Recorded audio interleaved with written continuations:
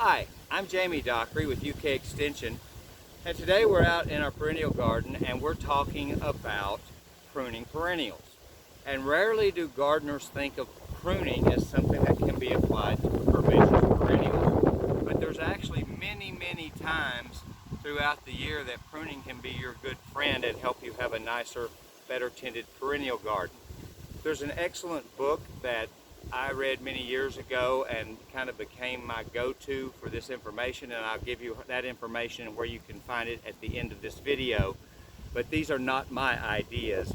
They're just things I learned 30 years ago and I've been practicing ever since, and they really work. So when we prune perennials, pruning can be used to accomplish a number of things. So the primary reasons we'd want to prune perennials would be, most people are familiar with deadheading or just removing spent blooms. It's not going to affect this peony as to whether it reblooms or not, but some things it will. Just getting the dead flowers off before they set seed will often let the plant, not in the case of a peony, but other examples, would maybe allow that plant to either look better or simply produce a few more flowers with leftover energy. One of the big ones is, if timed appropriately, we can use pruning to control the heights of tall perennials. I'll tell you more about all of these in just a second. Pruning can also be used not only to control height, but it can be used as a timing mechanism. And if we do it correctly, we can stagger the bloom. We could take a clump of something that blooms for a long period of time, like a phlox or this hibiscus, and by pruning different halves at different times, we can stagger that bloom and have it come at two different periods. You can also use pruning as a technique to get rid of insect and disease problems. Sometimes the simplest answer, instead of resorting to a bottle of chemicals, is to just cut that plant off and throw the diseased or insect-filled portion away. That's a great technique. The pruning, this is kind of related to controlling height, but you can use pruning to avoid staking, just by keeping things at a more manageable size when they flower and not letting them get 5 and 6 feet. And of course, pruning, and most everyone practices this, can just be used to tidy up the garden. You can trim stuff back after it's flowered to look neater and put out fresh leaves, even if you don't get flowers, and that'll make you have a nicer, neater garden. So, first thing many of you are going to ask are these techniques appropriate for all perennials? Absolutely not. This only works, or as far as the techniques that delay bloom and shorten height and stuff, they will only work on perennials that are naturally branching, and when cut back will produce side branches. Things like peonies, lilies, daylilies, certain things that only produce one stalk and one set of blooms a year have no ability when pruned to regrow flowers. So you want to avoid pruning some of those things on that list and just prune a lot of things in the aster and sunflower family and that kind of group of plants that naturally would branch and send up side shoots if they are cut back. So deadheading can be used on anything, but not in every case will deadheading result in more blooms. Sometimes deadheading is just going to make your garden look better and stop those seeds from ripening, which will allow a little more of the plant's energy to be used for growth or root development or flowers next year. That's not a bad thing in itself. It is important to know when we prune off foliage, we're taking away the plant's solar panels, so to speak. We're reducing its ability to make food. So you don't want to prune too severely unless it's the right time of year, and you certainly never want to prune anything down hard much after midsummer, because it won't have enough time to regrow the plant and store and make enough food and store energy for the winter to have the strength to flower again. So there's a few caveats. Now, certain plants, like we mentioned, should not be pruned except to remove the seed pods, and those are, again, things like peonies, lilies, bulbs, things like that. Occasionally we get a question about after bloom. Many perennials have kind of a natural slump after they've flowered and they get some brown leaves and they look a little tattered and untidy. Iris and daylilies, well actually I should say older varieties, unimproved varieties of iris and daylilies, because some of the newer ones never do this, never result in a slump after bloom because they've been bred and selected not to. But some of those older varieties look so bad after bloom, you could cut the whole thing on iris foliage or daylily foliage to the ground and clean it up and let it regrow. You'd only want to do that right after they bloom, and then just let it regrow once, because they won't have the strength to keep growing back again and again if you keep pruning. So one time only, and it's really best not to do it. You would only do that because it does set the plant back slightly for a short period of time. You would only ever want to do that if the foliage looks so bad you have to tidy up. So those are some of the things that would be appropriate to use these techniques on, and I've told you what the techniques accomplish. We're going to move down the garden a little bit and talk about the individual pruning techniques, and I will demonstrate how they work. Okay, the first technique we're going to discuss is one of the simplest. It's known as deadheading. You probably already are familiar with this one because we use it on annuals and other plants as well. It's just cutting back spent blooms or cutting a plant back after it flowers. So this is a small Speedwell or Veronica variety. It's been lovely in flower, beautiful blue blooms. You can see the last little bit hanging on there. And this just means going to below those flowers and cutting it off near the next bunch of leaves and doing this. And certain times you can use hedge shears and just take the whole plant down very efficiently. I like to grab handfuls and just chop, kind of like cutting hair, and get it that way. But when you remove all of these flowers, depending on the plant, many things will produce a second flowering that's much smaller and lesser, but still pretty. Even the things that do not rebloom as a result of deadheading will put out fresh leaves, fresh growth, and this whole clump will look better in the garden and tidier and neater and fresh, as opposed to tired and just browning spent flowers. So that's the easiest technique that most people know.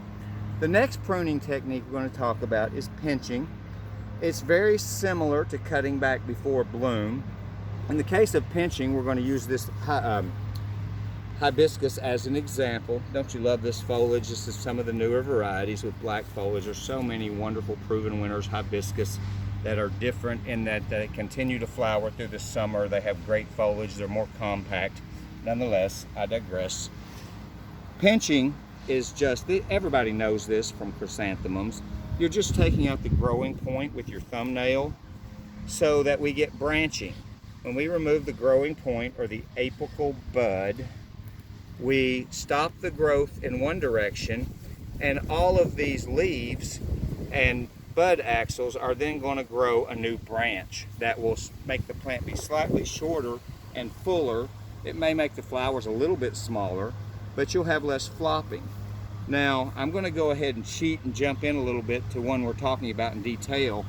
But if we were cutting back before bloom to control height, it would look very similar to this, except to cut back to control height, I want to take out some amount of the plant so that I get a much shorter.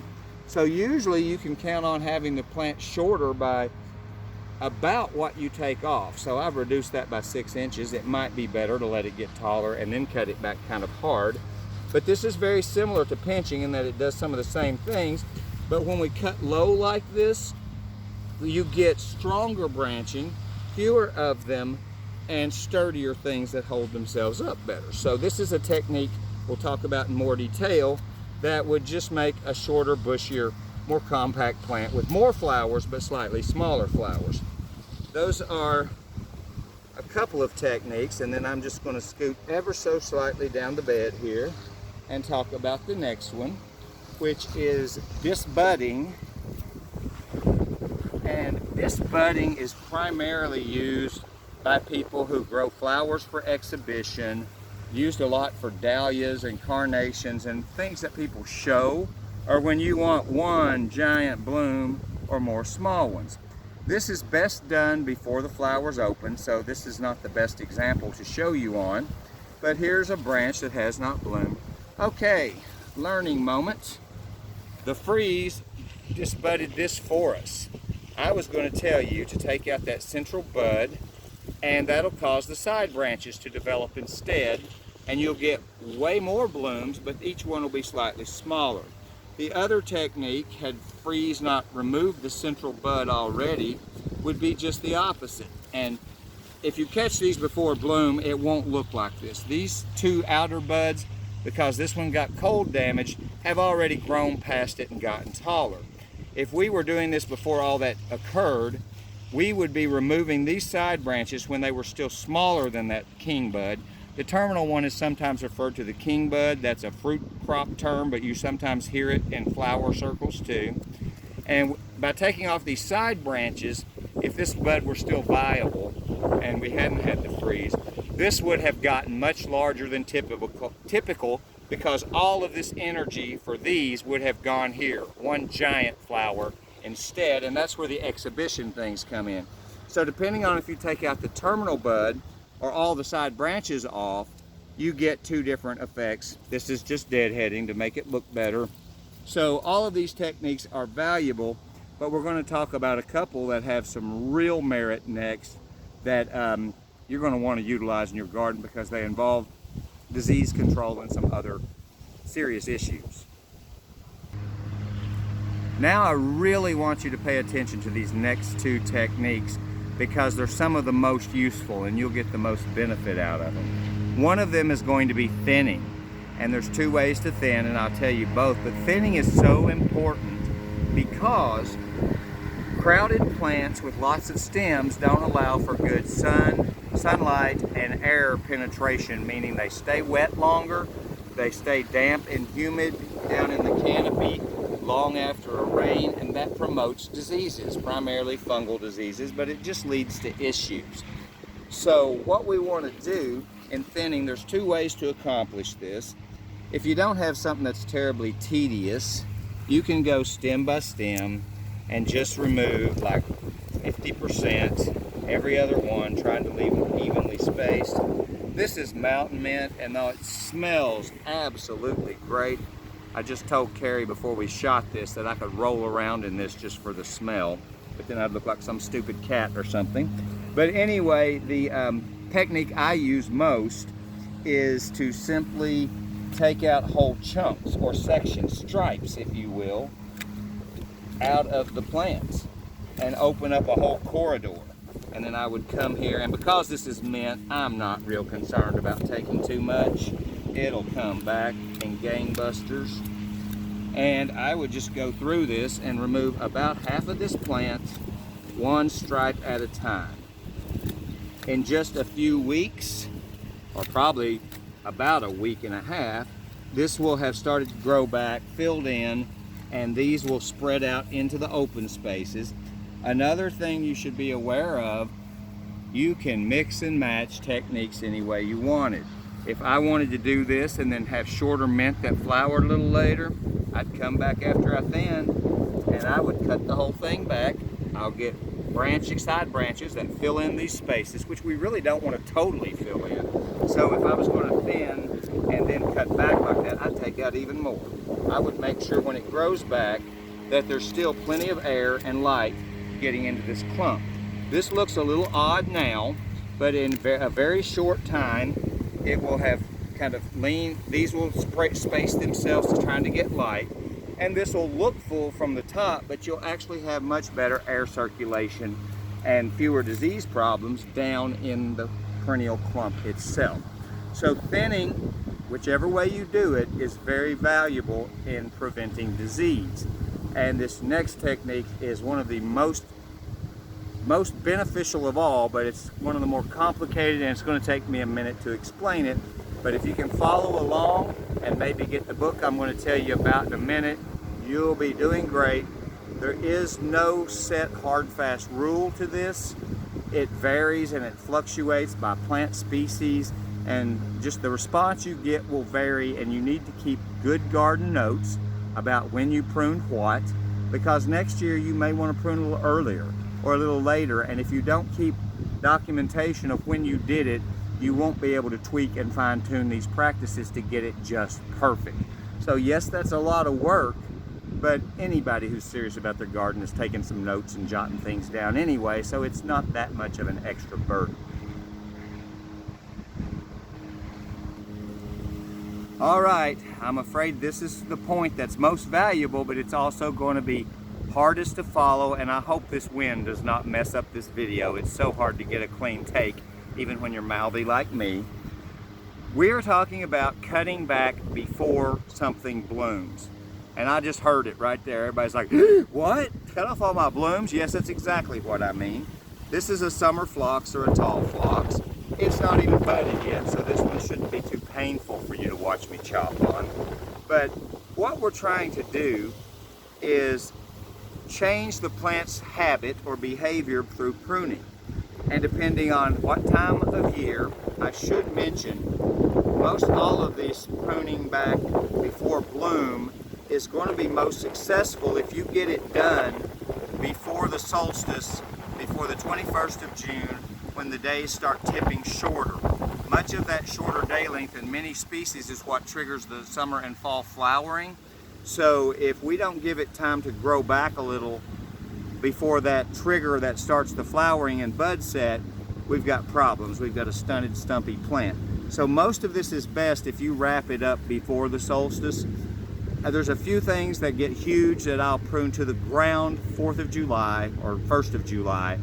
But those are things like 10-foot ironweed and other natives that are just so big they wouldn't work in the garden otherwise. And sometimes I prune those back 2 or 3 times. It's always stopping by July 1st. So I have much more compact plants that flower really late. Often, if I get that just right, and I'm so pleased to have figured this out, if I get them to flower late enough, freeze will remove the seed heads before they ripen, and I don't have a million seedlings blowing all over the property. And that's especially important with something like ironweed. I love it, it's beautiful, the butterflies love it, but it's really kind of weedy, as are many perennials and native plants. So cutting back before bloom can happen a lot of different ways. There's a lot of different variations. So you're going to experiment some, and you're going to want to keep notes, because if it didn't work this year, you need to try again and adjust the timing. But it can be used in many ways, and I'm going to show you several. If I wanted this whole perennial clump to bloom later, I would just chop it, boom, in half, to the ground, whatever. And this early in the season, this will regrow to some extent. Keep in mind, like we said before, if I cut out 1.5 feet, I've probably shortened the whole plant by 1.5 feet before it blooms. That's a little drastic. I like to do less than half always when possible, unless something really needs to be drastically reduced, like that ironweed. You can do this in different ways. One of my favorite applications, I take a big clump like this that's going to be 50 flowers, and I like to sometimes do this. Now, I would select the front or back half depending on which you want to bloom first and which is more visible. Usually I will let the black half do its normal thing. I'm in this garden flip-flop. You're on the back side, I'm on the front side, so I'm going to pretend that's reversed. And this technique would be to take half of the plant, about half, right down the middle. I want it a good middle. And I'm going to cut this much off of this half, which would be the front half. Just like that. Cut these out of there. Now, that looks kind of odd, but what's going to happen next? I'm going to tell you. Okay, what will happen now that we've done that? This back half will bloom right on schedule. We didn't change anything. It's going to bloom probably starting in late July or August, when summer phlox naturally blooms. And by then, this will just be a shorter group of leaves. It'll still look nice and fresh, but the back half will flower.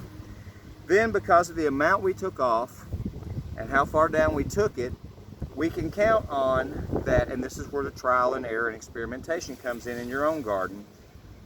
What should happen is this back half will bloom on schedule, and those blooms will start to fade or go by. Now, phlox blooms a really long time, so these may not be done before these start, and that's okay. But when these first ones to bloom start looking spent and past their peak, we can chop this whole half down. I can take it even a little shorter than the rest of this. Then you don't have ugly backdrop. All of this will have regrown and produce a second later bloom. So you're getting two separate bloom windows from one clump of perennials. But you can even do this differently. You can take the front half down really hard, nearly to the ground, and just prune the tips off of this. A lot of ways, once you understand these techniques, to mix and match and use them to get what you want. Keep in mind some points about this pruning. I told you it's important, or works best and is more predictable when you do it earlier in the season. The closer a plant is to flowering, the less you want to remove. A plant about to bloom, if taken to the ground, will not have time to regrow before it has to bloom or try to bloom again. So the closer to flowering, the less you remove. It might be that you just take 3 inches in the buds off the top to get more flowers later. And you don't have to do any of this, but because we can shorten plants in this way or take out some height, it often prevents us from having to stake things, not having as many things falling and flopping over as typically happens with some of our perennials, especially as they get more mature and more crowded. Perennials tend to flop more when they're crowded because everything grows toward the light and is competing for that light, and you get a forest effect where everything's tall, straight, and skinny. Those are not strong stems that support weight as well as short, bushier things. So those are all helpful things. We're going to talk about one last thing, and that will be different techniques for staking, because even with this, there's going to be sometimes you want a plant to stand up.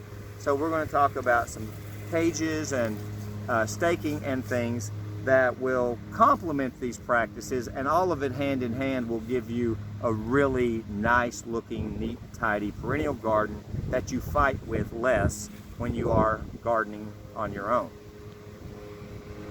Okay, now we're talking about staking and caging, and yes, once you get really good at the pruning techniques and figure out the timing exactly, you will need much less of this kind of contrivance in your garden to hold things up, because you can naturally make them shorter. But there will always be need for a little of this. Some perennials are just tall naturally and you can't make them shorter.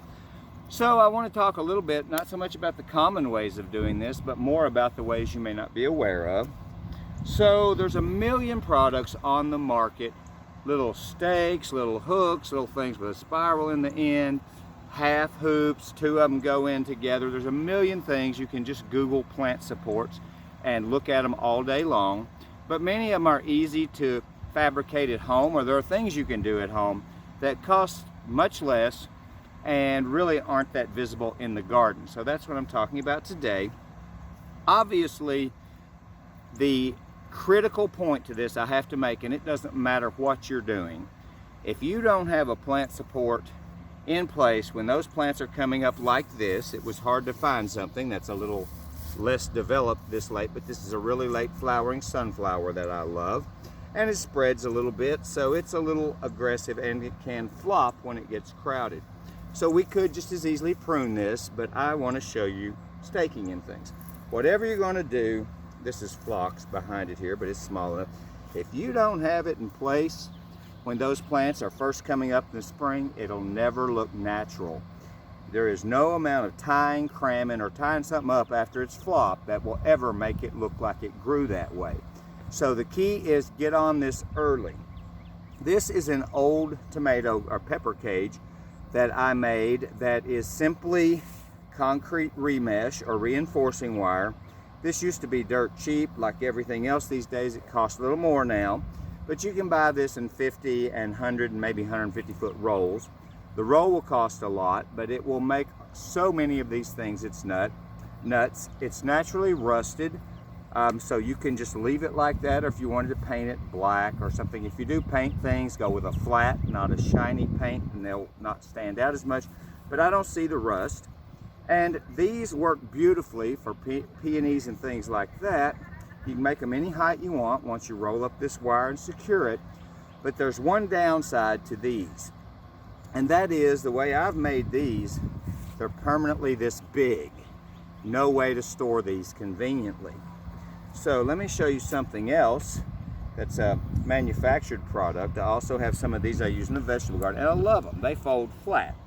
Now, a nice hybrid or compromise between this expensive model and this inexpensive model, you can do this in 2 sections and just take little 2-foot or 2.5-foot lengths of this and then fold them into 2 halves at right angles so that you actually have 2 supports that you can put in from both sides.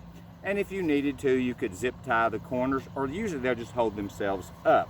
So that's something you can do, and something you can do. And then you have V-shaped things that will nest and store very readily if you use this wire to make 2 bent angles.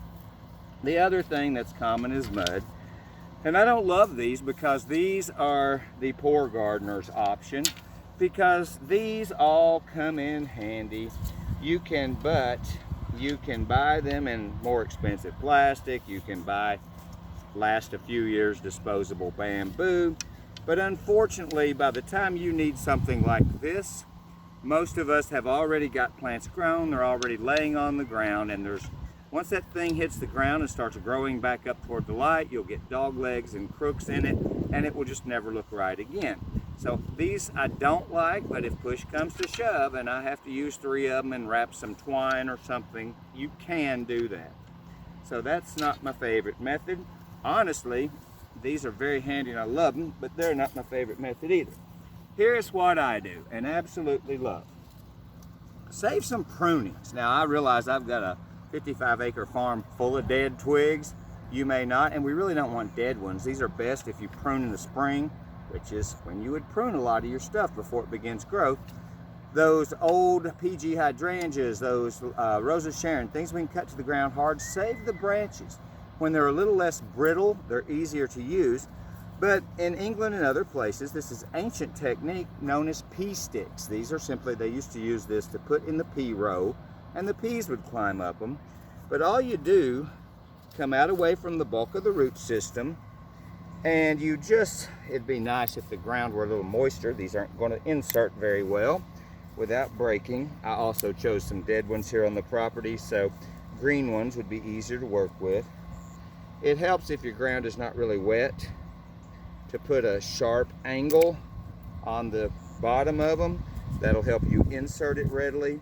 And I'm just kind of trying to get as much branching in the direction I want it as I put these in the ground. And depending on the size of plant you have and what you're trying to accomplish, it may take 2, it may take 3. Use as many as you think you'll need. They can be any height. You're free to prune them. I prune branches back, but I don't remove them completely because that's what's going to support this plant. But it could be just as easily be more of them on a bigger plant. Still needs to happen when they're young and not grown up through it. But after just a few weeks, this plant will grow up and completely cover these sticks. You'll never know they're there. Even when the bottom gets covered a little, they're unobtrusive because they look so natural. May not be perfect in a really formal garden, but this is what saves my butt in the garden all the time. They're free, they're everywhere. You're probably already throwing them out with your lawn waste, and they're just a great thing to reuse. And if you want to snap them up into the season when they're brittle and partially decomposed, throw them in your compost bin and you're building soil at the same time. So these are all staking techniques I want to tell you about. This one, we wanted to do the video because it's hard to explain. The others, when you look online, it's not that difficult to figure out what each one does and how you use them. Another tip, you can buy heavy 9-gauge wire at home improvement stores and farm supplies. Comes in a coil for maybe 20 bucks. And you can cut lengths of that, and just by twisting a spiral in the end and turning it over at a right angle, you have a hook for things like lilies. The 9-gauge is only heavy enough or stiff enough to support something with about 18 inches out of the ground, maybe 24, if it's not a really heavy plant that's going to pull. But the stuff is somewhat flexible. That's how you can bend it and make these. That's another option. I'm sure you've seen these little spirally things, or they also make something with 2 legs and a half circle so that 2 of them inserted around something kind of cradle it from the outsides. These are all different methods you can use. and ultimately know that perennials that are grown in too much shade or more shade than they would like will always flop over worse. Also, as perennials become very dense and crowded, it's just like the forest. They only grow upwards trying to get the light, and that makes long skinny stems that don't hold themselves up well. So regular division and thinning of perennials will do as much to help you not need staking as any of these techniques. But this is my go-to. It's called P-Sticks. Hope it will prove useful in your garden. And now I think we've about covered this topic. I just need to tell you about a wonderful book. If you really, really want to dive head first into this subject, there's lots more than we've talked about here. We'll provide that information next.